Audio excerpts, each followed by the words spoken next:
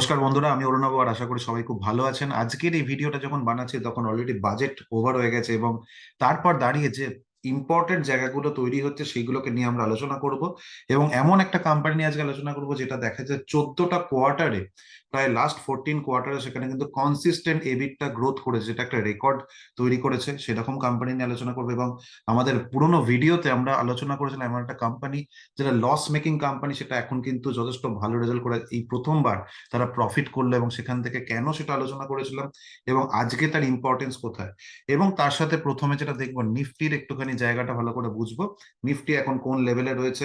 এবং আপনারা প্রচুর মানুষ অনেকেই কোয়েশ্চেন করেছিলেন আমাদের যে রেলওয়ে স্টক গুলো এখন বাজেটের পর এরকম মুভমেন্ট আসছে কেন, অনেক নেগেটিভ জায়গা তৈরি হচ্ছে কেন, তো কি কারণ, এগুলো নিয়ে সমস্ত জিনিস আজকে কিন্তু স্টেপ বাই স্টেপ বুঝবো, তাই পুরো ভিডিওটা অবশ্যই দেখুন। তো সবাই প্রথমে এত আলোচনা শুরুতে যেটা আমরা আগেও আমি লাস্ট ভিডিওতে আলোচনা করেছিলাম যে নিফটি এখন প্রেজেন্টলি এই লেভেলে, যখন বাজেটের সময় আমরা দেখতে পেলাম কি প্রায় 22,000 টাচ করলো, সেখানে কিন্তু আজকে নিফটি একটা প্রায় লাস্ট 52 উইক হাইয়ের কাছে কিন্তু এখানে আমরা দেখতে পেলাম মুভমেন্ট করেছে। এবং এখন যদি দেখি এখানে একটা ভোলাটিলিটি কিন্তু আমরা পরিষ্কারভাবে দেখতে পাচ্ছি, তার কারণও আমি লাস্ট ভিডিওতে আলোচনা করেছিলাম যে নিফটি কিছুটা হলেও এখনো কিন্তু ওভারস্ট্রেসড। এবং পি রেশিও যদি আমরা যেটা দেখি, যেটা নিফটি পি, সেটা কিন্তু 22.5-এ এখন দেখাচ্ছে। এবং যদি আমরা লাস্ট 1 ইয়ারের অ্যাভারেজও দেখি, সেটা খানিকটা এখনো বেশি, কারণ লাস্ট 1 ইয়ারের অ্যাভারেজ পিতে সেটা 21.85, এখন কিন্তু সেটা স্টিল একটু এগিয়ে রয়েছে, সেটা কিন্তু 22.5-এর কাছে। এবং 6 মাসের রেসপেক্টও সেটা একটু হলেও আজকে ওভার ভ্যালুড। এবং এখনো আরো কোম্পানির রেজাল্ট যেগুলো আসছে সেই জায়গাটা যখন তৈরি হবে, আজকে যেটা আগেও বলেছি যে ইপিএস যদি আমাদের ম্যানেজ হয় তাহলে কিন্তু সেই জায়গা থেকে পি রেশিওটা অনেক বেশি ব্যালেন্সড হবে এবং আজকে ভ্যালুয়েশনের জায়গা থেকে সেটা কিন্তু অনেক বেশি আজকে বলতে পারি যে কনসিডারেবল হবে। এবং সেই জায়গা থেকে আজকে যে ইমিডিয়েট সাপোর্টটা রয়েছে, সেখানে আমরা দেখেছিলাম, আগেও আলোচনা করেছি, 21,500-এর রেঞ্জে, এবং তারপরে যেটা রয়েছে 21,200, এই রেঞ্জেও কিন্তু একটা ভালো সাপোর্ট ইমিডিয়েটলি আমরা দেখতে পাচ্ছি। তো এবার আমরা একটুখানি ভালো করে বোঝার চেষ্টা করি যে রেলওয়ে স্টক গুলো নিয়ে অনেকেই আপনারা কোয়েশ্চেন করেছিলেন যে রেলওয়ে স্টক গুলো তো জেনারেলি বাজেটের পর আরো বাড়া উচিত, তাহলে এই যে আরভিএনএল বলুন, আরভিএনএল যদি আমরা আজকে স্টকে যাই, আরভিএনএল এর জায়গায় যদি দেখি, তাহলে এখানে একটা দেখতে পাচ্ছি যে বাজেটের পর সেখানে কিন্তু একটা কারেকশন তৈরি হচ্ছে। এখানে স্মল একটা জায়গা থেকে আমরা যদি দেখি সিমিলার চার্ট, আজকে যদি টিটাগড় রেলের আমরা যদি চার্ট দেখি, টিটাগড় দেখুন, টিটাগড় রেল সিস্টেম লিমিটেড, এখানেও কিন্তু কোথাও কিন্তু একটা কারেকশনের জায়গা দেখতে পাচ্ছি। এবার এটা কেন, আমরা যদি ভালো করে বুঝি যে জেনারেলি বাজেটের পর তো এগুলো আরো দৌড় দেওয়ার কথা, কারণ অলরেডি আমরা দেখেছি যে এখানে কিন্তু একটা দারুণ ভাবে গ্রোথ এসছে, স্টকের প্রাইসে কিন্তু একটা অ্যাবনর্মালি যদি বলি র্যালি করেছে, সেই জায়গাটা কিন্তু তৈরি হয়েছে। তাহলে আজকে বাজেটের পর কি এমন হচ্ছে যে এখানে কোথাও হয়তো এত বড় বড় রেড ক্যান্ডেল তৈরি হচ্ছে। তো দেখুন, এর যে প্রধান কারণটা যদি আমরা বলি, এখানে দেখুন এই যে রিজনটা আমরা যদি দেখি, railway stocks fall after lower than expected allocation. ঠিক আছে, মানে বেসিক্যালি কিছুই না, এখানে যে বাজেটটা আমাদের অ্যালোকেশন হয়, প্রতিটা খাতে তো অ্যালোকেশন হয় আমাদের বাজেটে, তো সেখানে যে অ্যালোকেশন হয়েছে এবারে, সেটা আগের বছরের থেকে বেশি রেখেছে, কিন্তু সেটা আগের বছরের থেকে 5% বাড়িয়েছে। যেটা আমাদের অ্যানালিস্টরা এক্সপেক্ট করেছিল যে 10% সেখানে কিন্তু একটা গ্রোথ বা 10% কিন্তু এখানে একটা বৃদ্ধি হবে, সেই জিনিসটা কিন্তু আসেনি। যেটা ইয়ার অন ইয়ার যেটা অ্যানালিসিস করে দেখা গেছিল, যেখানে কিন্তু একটা এক্সপেকটেশন ছিল যে 10%-এর অ্যালোকেশন বাড়বে, সেটা কমে 5%-এর একটা গ্রোথ এসছে।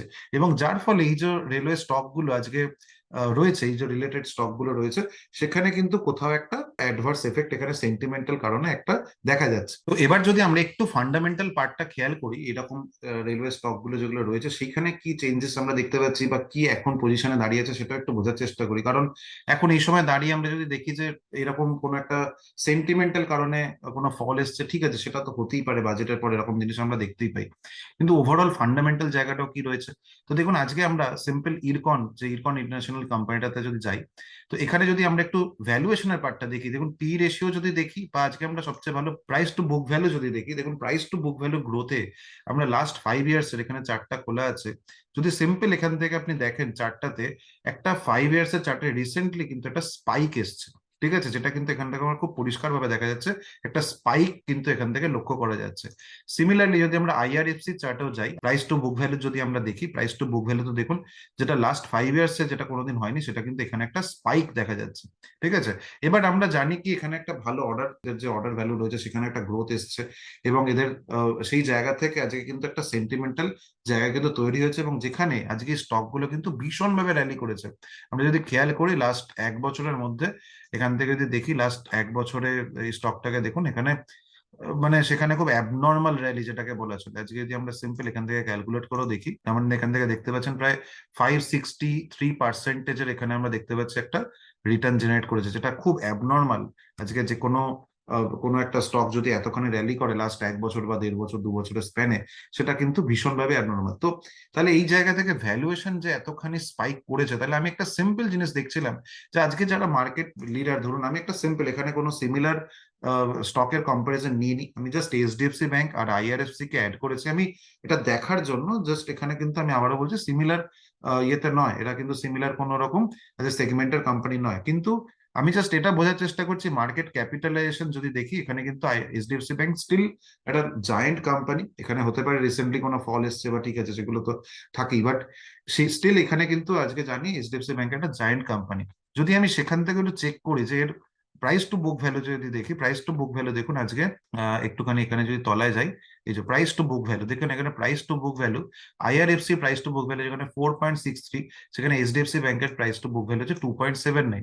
তার মানে এর প্রাইস টু বুক ভ্যালু কিন্তু কোথাও এখনো বুঝতে পারছি যে একটু হলেও সেটা কিন্তু বেশিতে রয়েছে, যেটা একটু হলো ওভার ভ্যালুড। এবং খুব স্বাভাবিক, কারণ এতখানি গ্রোথ যখন এসছে সেখানে কিন্তু একটা কারেকশন যদি হয় এবং তারপর যদি আবার সেটা রিটেস্ট করে গ্রো করে, সেটা কিন্তু অনেক বেশি সাস্টেনেবল এবং সেটা অনেক বেশি হেলদি।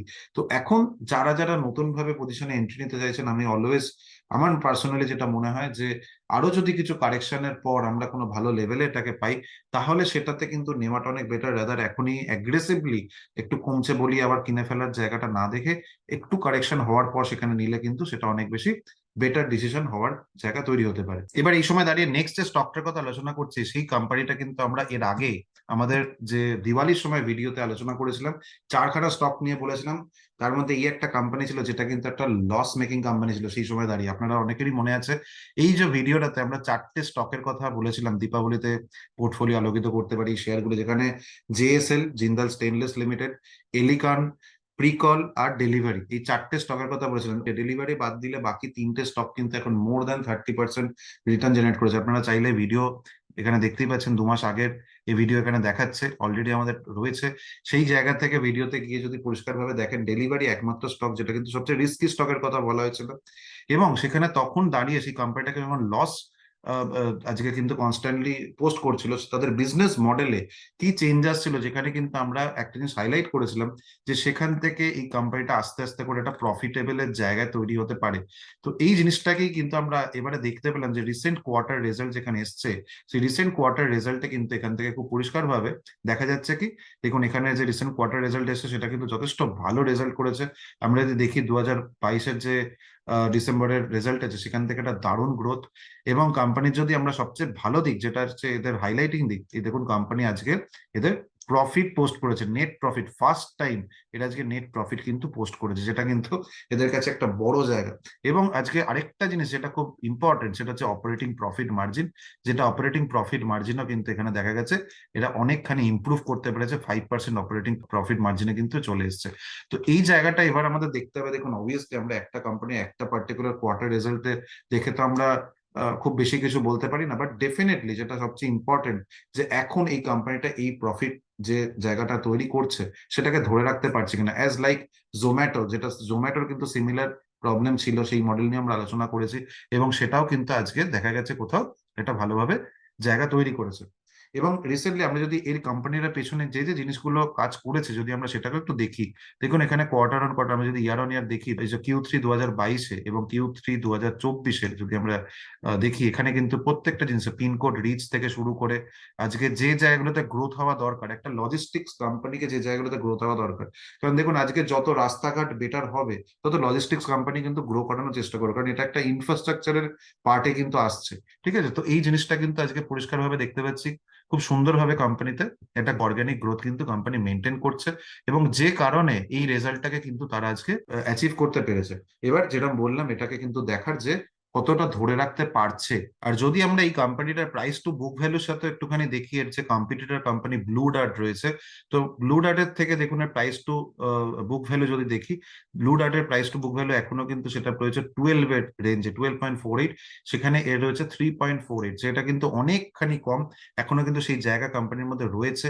আরো গ্রোথ আনার। এবং যদি আমরা চার্টেও দেখি, চার্টে আজকে দেখেছিলাম একটা বড়সড় ফলের পর এখানে কনসলিডেশন হচ্ছে, যেখানে আমরা আলোচনা করেছিলাম, এবং আস্তে আস্তে করে দেখুন সেই জায়গাটা কিন্তু এরা আনতে পেরেছে। এবং এখন দেখতেই পাচ্ছি আমরা, যদি ডেলি চার্ট এখন খোলা আছে, এটা ডেলি চার্টে কিন্তু একটা কনস্ট্যান্ট দারুণ ভাবে গ্রোথ এসছে কোম্পানির মধ্যে। এখানে আমরা দেখতে পাচ্ছি একটা দারুণ র্যালি করেছে রিসেন্ট ডেজে।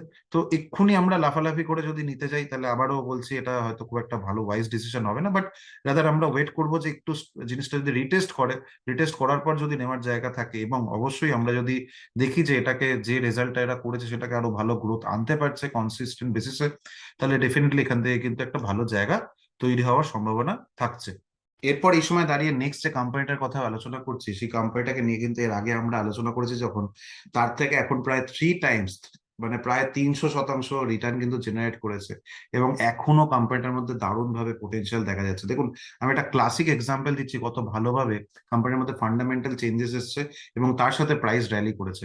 তো এখন যে কোম্পানিটার কথা বলছি সেটা কি, সেটা হচ্ছে কেপিআইটি টেকনোলজিস। কেপিআইটি টেকনোলজিস যদি যাই আমরা, তার আগে আমি দেখাই এখানে আমাদের যে ভিডিও যখন বানানো হয়েছিল আজ থেকে প্রায় 1 বছর আগে, আপনারা যদি চলে যান এখানে দেখতে পারবেন, দেখে নিন 500 টাকার মধ্যে দুটো কোম্পানি নিয়ে আলোচনা করেছিলাম, একটা প্রাজ ইন্ডাস্ট্রিজ, একটা কেপিআইটি টেকনোলজিস।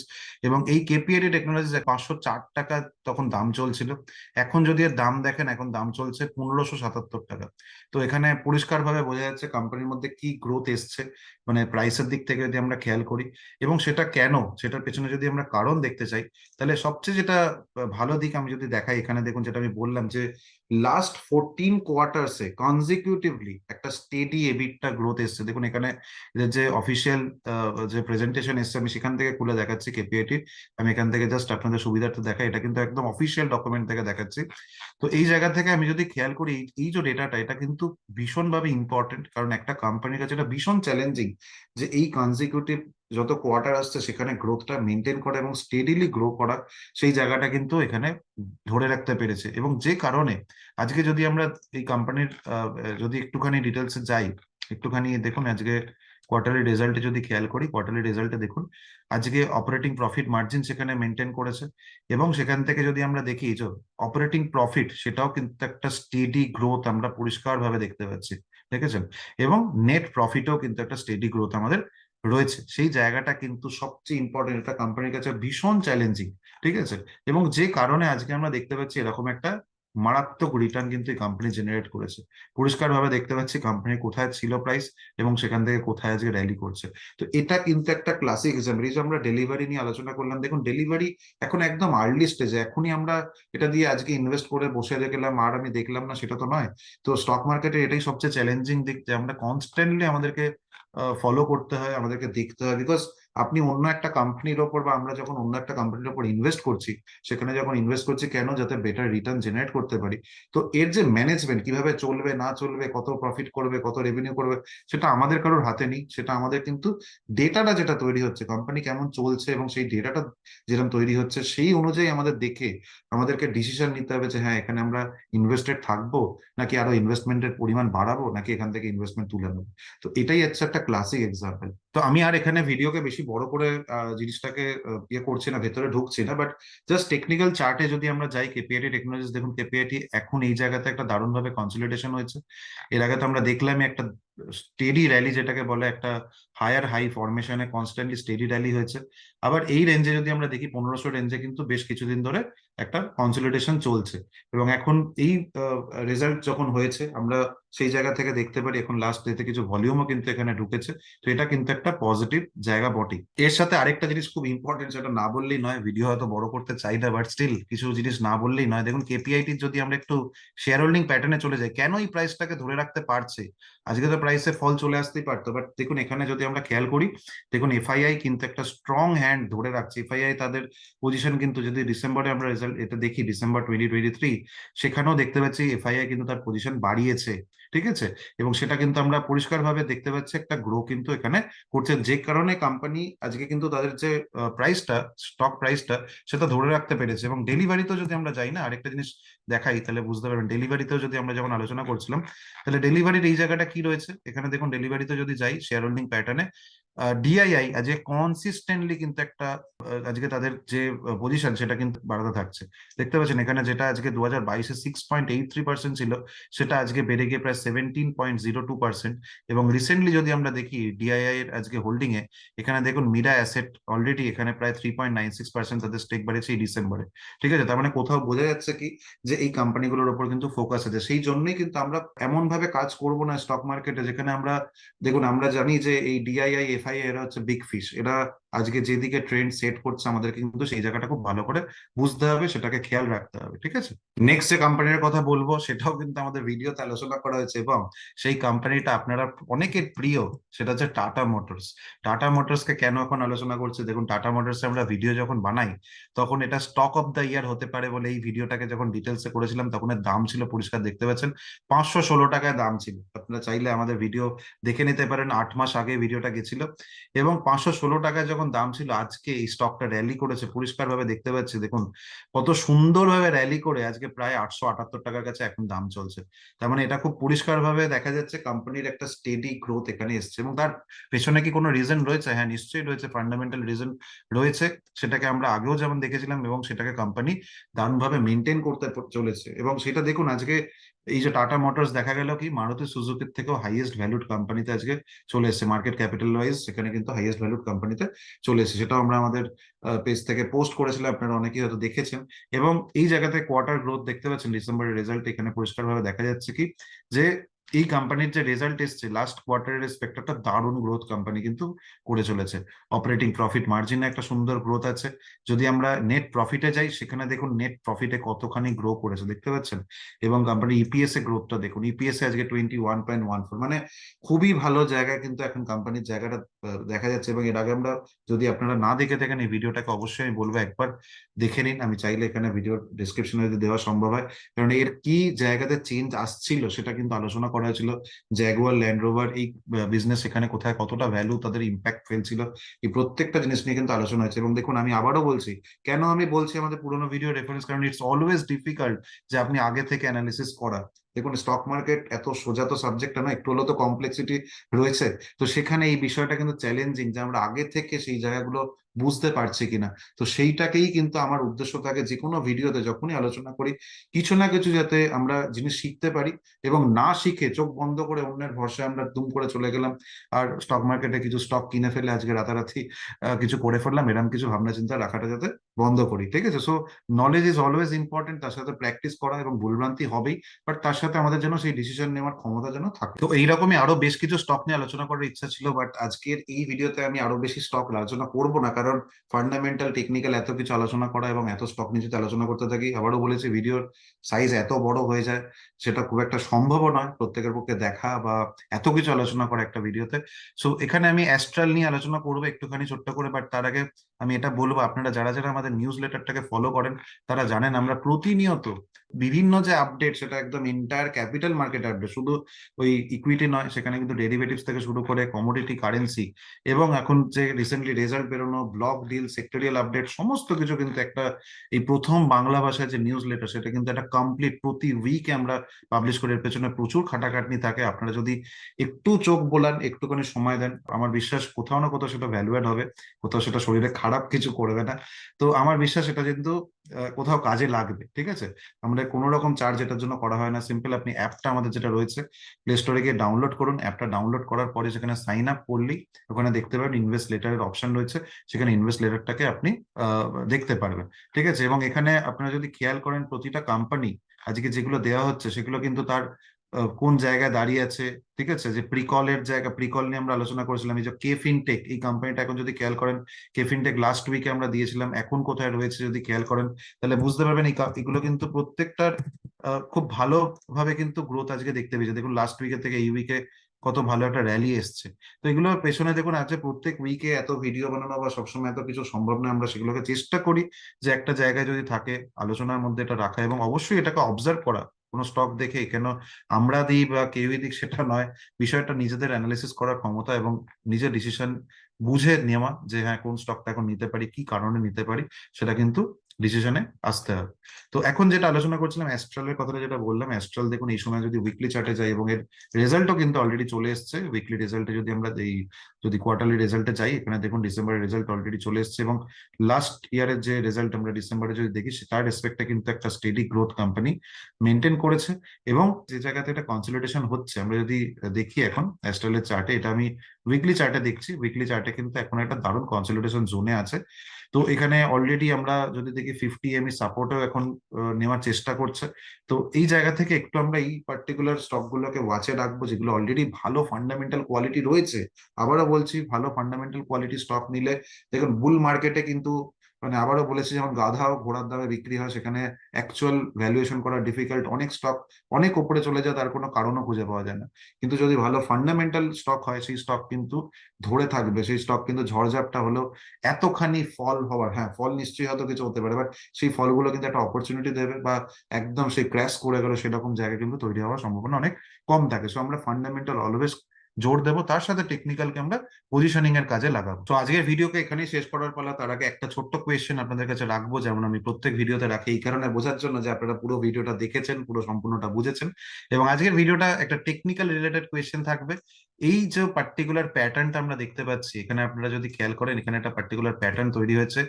এই প্যাটার্নটা যেখানে দুটো ক্যান্ডেল স্টিক নিয়ে তৈরি হয়েছে, এই প্যাটার্নটা কি প্যাটার্ন, এবং সেখানে অবশ্যই সেটা মেনশন করবেন বুলিশ না বিয়ারিশ, এবং তারপরে প্যাটার্নটার নাম কিন্তু কমেন্টে লিখবেন। তাহলে আমি বুঝতে পারবো আপনারা সঠিক নলেজ নিয়ে স্টক মার্কেটে এসছেন, সেখানে ট্রেডিং বা ইনভেস্টমেন্ট যেটাই করছেন সেটা কিন্তু বুঝে করছেন।